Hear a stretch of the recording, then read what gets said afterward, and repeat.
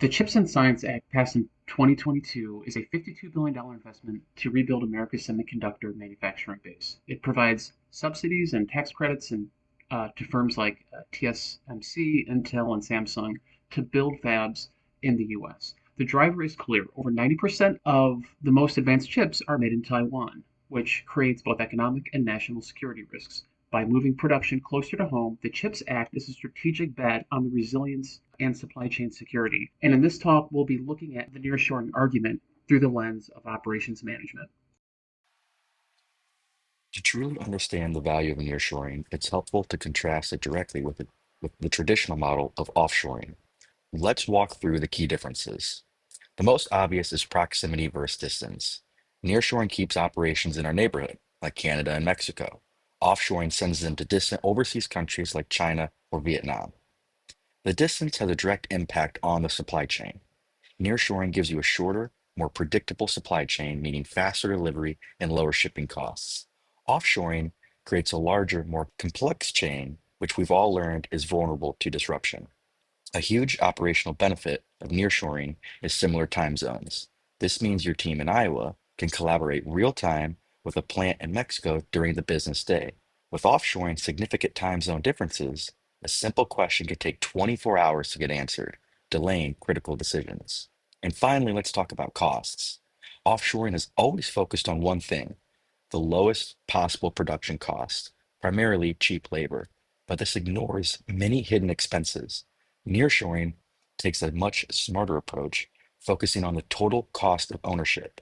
This balances labor costs with logistics, speed, and resilience to achieve a lower overall cost and, more importantly, a more predictable and stable business. So, this all sounds good in theory, but why is this conversation so urgent? Why does nearshoring matter right now? The answer is that the world has fundamentally changed. The risks of a globally dispersed supply chain are no longer theoretical. First, the post pandemic reality. COVID exposed just how fragile our supply chains were. We all remember the empty shelves. Relying on a single factory and ocean array proved to be a critical vulnerability. Then there's geopolitical instability. Rising trade tensions, tariffs, and unpredictable international relations have turned global trade into a high risk environment. Bringing production closer to home insulates businesses from this volatility. We've also seen unprecedented global logistic crises. Think of a ship stuck in the Suez Canal or a massive port backlog in California. These events create countless points of failure that nearshoring helps to bypass. The core goal of operations management is simple but hard: to match supply with demand under uncertainty. Over the past few years, that uncertainty has exploded. We've seen fragile supply chains break down during the pandemic, shipping rerouted by Red Sea attacks, and the Panama Canal restricted by drought. That fragility is now a strategic risk. At the same time, governments are rewriting the rules. The United States CHIPS Act, the European CHIPS Act, and Japanese subsidies are funneling billions into the new regional fabs. Why? Because Taiwan today is the critical hub for advanced semiconductors, and that creates systemic risk. What raises the stakes even further is that semiconductors, especially those used for AI, are dual use technologies. They underpin both civilian industries and military systems. Countries do not want to rely on foreign powers for chips that control critical infrastructure or national defense. That's why nearshoring is gaining momentum.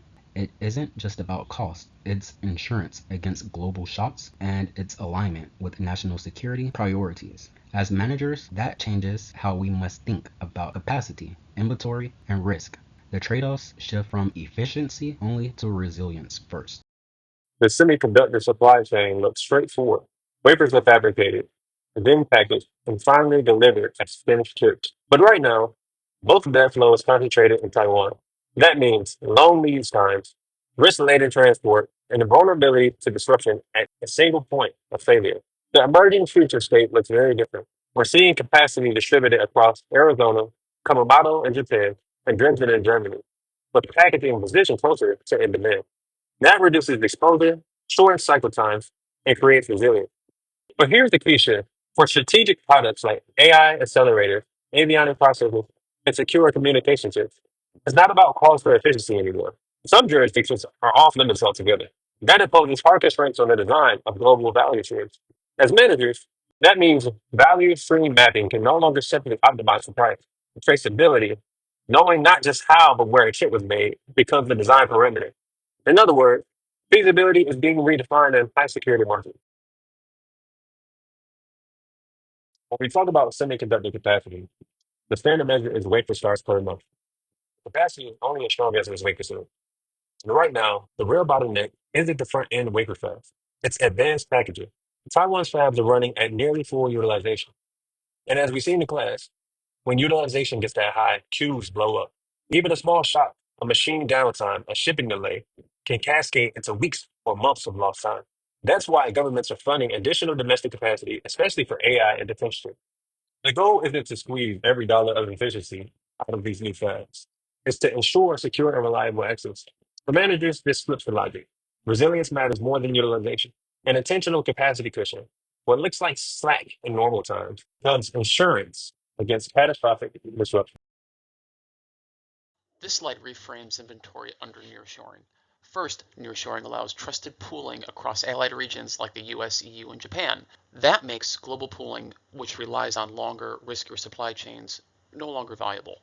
Second, we have to think about inventory roles. It isn't just waste, it includes safety stock, cycle stock, seasonal stock, and pipeline inventory. Offshore models create high pipeline inventories because of long transit times. Nearshoring cuts that pipeline dramatically because it increases the relative importance of local buffers and work in progress. Let's look at a quick example. If daily demand is 100 units on a 56-day lead time from Taiwan, you end up with 5,600 units in the pipeline. Arizona, with a 14-day lead time, needs only 1,400 units. That's a 75% reduction in pipeline inventory just by nearshoring.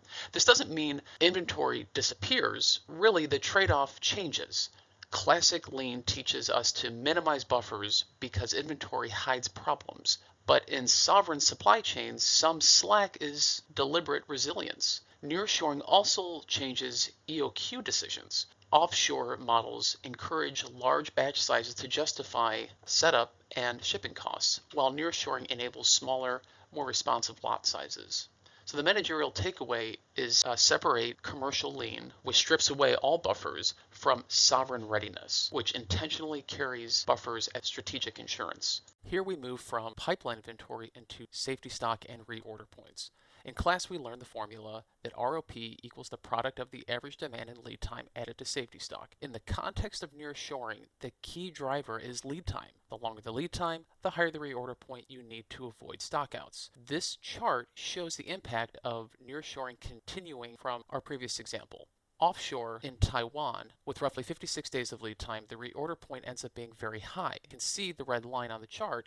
That's the level you would have to trigger new orders to keep service levels. And it translates into thousands of units tied up and just to stay safe. Compare that to the closer location of, let's say, Arizona in this example. With about 21 days of lead time, the green line is much lower. The math hasn't changed, but the lead times are shorter and the inventory you need on hand before reordering falls sharply. Nearshoring also changes how we think about order quantities.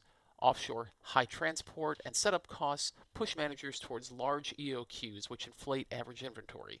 Nearshore, smaller and more frequent orders become viable, which reduces holding costs and makes the system more agile. And finally, while nearshoring reduces safety stock, it doesn't eliminate inventory. For critical AI and defense chips, some inventory is intentionally held as a strategic reserve. So compare that to, let's say, for example, the Strategic Petroleum Reserve. So this would be something similar for semiconductors. The point here is that nearshoring lets us shift inventory from bloated pipelines and oversized orders to a more intentional and resilient buffer. So to wrap it up, what do we take away from this? Offshoring gave us the lowest cost per unit, but it can be fragile. Nearshoring is about rebalancing and shifting the focus from pure efficiency to resilience and sovereignty. The unifying thread is lead time. Whether we looked at pipeline inventory, reorder points, or safety stock, long global lead times inflate inventory needs, while shorter regional lead times cut them dramatically. We also saw that the bottleneck in semiconductors has moved. It isn't just wafer starts anymore, it's packaging capacity, and governments are funding deliberate capacity cushions. That's a reminder that sometimes resilience means paying for underutilized resources. Lean still applies, but it's reframed. Inventory isn't always waste. For defense and AI chips, some of it becomes strategic slack or insurance against disruption. And the mandate for managers is to apply the tools we've been studying: ROP formulas, EOQ trade offs, capacity analyses, and value stream mapping, not just to squeeze costs, but to design supply chains that are resilient, responsive, and strategically secure.